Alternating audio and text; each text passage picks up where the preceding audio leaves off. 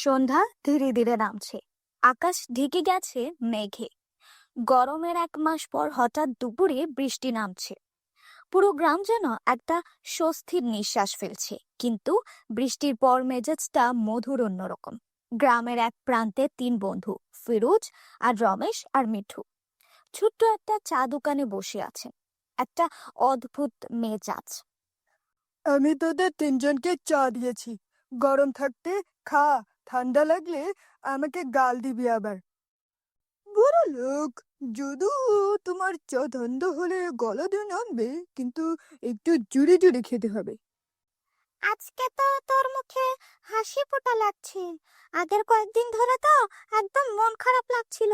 ভাবছিলাম আবার কোথাও ঝগড়া করলে নাকি। এমন বৃষ্টিতে গরম চা খেলে দেহ গরম থাকে।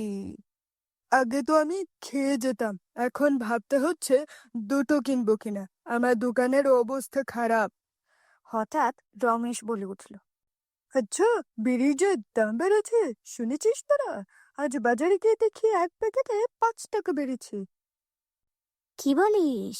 এত দাম বাড়লে গরিব মানুষেরা বাঁচবে কি করে? চার সাথে একটা বিড়ি, এটাই তো জীবনের শান্তি। আগে তো 10 টাকায় 3টা খেতাম, এখন একটা কিনে আরেকটার চিন্তা করতে হয়। আমার দোকানের কেন বেচার অবস্থাও খারাপ। আগে একটা খেত, এখন অর্ধেক ফুকেই রেখে দেয়। হঠাৎ সেখান থেকে মিঠু উঠে দাঁড়ায়। রমেশ বলে, কি রে ভাই, মিঠু, হঠাৎ উঠে দাঁড়ালি যে? আমি একটু পেছনে যাই, হঠাৎ ডাক পড়েছে যে আবার। বেটা, এক কাপ চা খেয়ে ডাক পড়ে যায় তোর? আরে ভাই, চুপ কর তুই এবার। দাঁড়া, আমি পাশে জঙ্গল থেকে কাজটা সেরে আসি। এই বলে জঙ্গলের দিকে চলে যায় মিঠু। ধীরে ধীরে ঝোপঝাড়ের মধ্যে গায়েব হয়ে গেল। এদিকে ফিরোজ আর রমেশ চা খেতে খেতে গল্প করে চলল। সময় কেটে যেতেই থাকলো, কিন্তু মিঠু ফিরল না। চারিদিকে একটু নীরবতা ছিল। ফিরোজ একটা শ্বাস ফেললো আর বলল, ওরে রমেশ, বেশ কিছুক্ষণ তো হয়ে গেল, ছেলেটা এখনো আসেনি। ওর কিছু হলো নাকি আবার? আমিও ভাবছি, অনেকক্ষণ ধরেই তো গেল, কিন্তু এখন আসলো না। আমার চিন্তা হচ্ছে। এত রাতে কে যায়? রমেশ, তুই এক কাজ কর, তুই একটু গিয়ে দেখে আয়। চল, এক কাজ করি, দুইজন মিলেই যাই। তারপর তারা দুজনে হাঁটতে হাঁটতে জঙ্গলের দিকে যাওয়া শুরু করলো। গাছগুলো ছায়া আরো গাঢ় হয়ে আসছিল, আর দূরে বজ্রপাতের গর্জন এক অদ্ভুত রহস্যময় পরিবেশ তৈরি করছিল। মিঠু, ও মিঠু, কিরে, কি গেলি? মিঠুর তো কোনো খোঁজ পাওয়া যাচ্ছে না। কোথায় গেল? চল, আরো একটু সামনে গিয়ে দেখি। তারপর তারা সামনের ঝোপের দিকে এগিয়ে গেল। সামনে গিয়ে রমেশ বলে উঠল, দেখ ফেরোজ, সামনে কিছু একটা পড়ে আছে মনে হচ্ছে, চল সামনে গিয়ে দেখি। তারপর তারা সামনে গিয়ে দেখে মিঠুর নিথর দেহ পড়ে আছে। তারা দুইজনেই অবাক হয়ে দাঁড়িয়ে যায়। তাদের দুইজনের গায়ে কাঁটা দিয়ে উঠে। রমেশ বলে উঠল, একে মিঠুর অবস্থা, এই অবস্থা হলো কি করে? মনে হচ্ছে মরে গেছে। তখন ঝোপের মধ্যে থেকে কি যেন একটা নড়ে ওঠে আর অদ্ভুত এক শব্দ করে ওঠে। ব্যাপারটা সুবিধার লাগছে না রে রমেশ। মনে হচ্ছে ঝোপের মধ্যে কিছু একটা আছে, কোনো ভয়ানক জীবজন্তু হতে পারে। চল এখান থেকে। এক মুহূর্তে তাদের উপর আতঙ্ক নেমে এলো। সব দিকে ভয় ঘিরে ধরে তাদের। একে অন্যকে তাকিয়ে একটা শব্দ না বলেই তারা দ্রুত হাঁটতে শুরু করলো। টর্চের আলো ঝলমল করছে। শুকনো পাতা আর ডালপালাগুলো তাদের হাতে ভেঙে পড়ছে। ঝোপঝাড় ঠেলে তারা দৌড়ে চা দোকানে ফিরে গেল। ওই জায়গায় কিছু একটা ছিল, আর সেটা মানুষ ছিল না ফিরোজ। কি হয়েছে তোর? এমন চোরের মতো কাঁপছো কেন? হে, মিঠু, মিঠু মারা গেছে জঙ্গলে। এ কথা শুনে নিতাই চমকে উঠল আর বলে, কি বলছো? যতদূর আমি জানি এই জঙ্গলে কোনো বিপজ্জনক প্রাণী নেই। দাঁড়া দাঁড়া, একটু আন্দাজ করে নি। কি আন্দাজ করলে এবার বলো তো, দেরি না করে। পিশাচ! আমার মনে হচ্ছে সে আবার জঙ্গলে ফিরে এসেছে। পিশাচ? কই, এতদিন ধরে তো এই গ্রামে আছি, কোনোদিন তো শুনলাম না কোনো পিশাচের কথা। শোন, আজকে থেকে অনেক বছর আগে গ্রামে একটা পিশাচের উপদ্রব ছিল। তখন গ্রামের হেজারা তাকে জঙ্গলে বন্দি করেছিল। হয়তো কোনোভাবে সে আবার মুক্তি পেয়ে গেছে। মানে, ভূতটা আমার জাগ্রত হয়েছে? আমি নিশ্চিত বলতে পারছি না, তবে তোদের ওই মৃতদেহটা এভাবে ফেলে আসা ঠিক হয়নি।